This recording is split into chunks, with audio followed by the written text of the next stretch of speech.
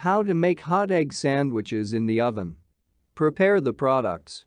Bread is best suited to toast, square, then the sandwiches will turn out neat and even. I took boiled sausage, but in general ham and any meat will do. It is very convenient to use ready-made slicing.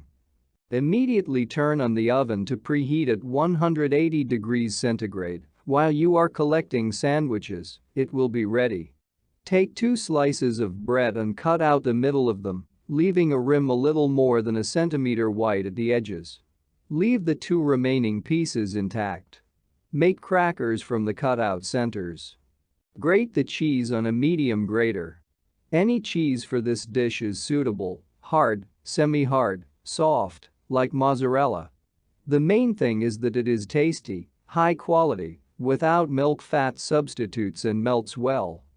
Take a small baking tray or baking dish on which the sandwiches will fit.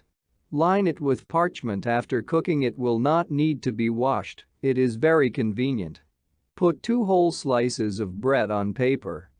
Place sausage or ham slices on the bread. Sprinkle cheese on top of them.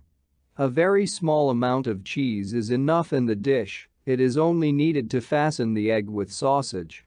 The main role is still played by the egg. Put the frames from the other 2 pieces on top.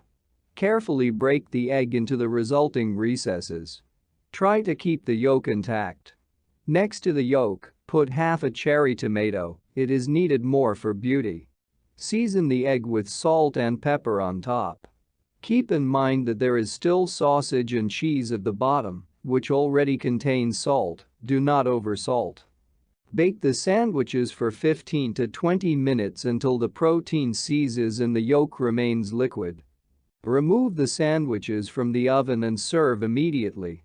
Enjoy your meal.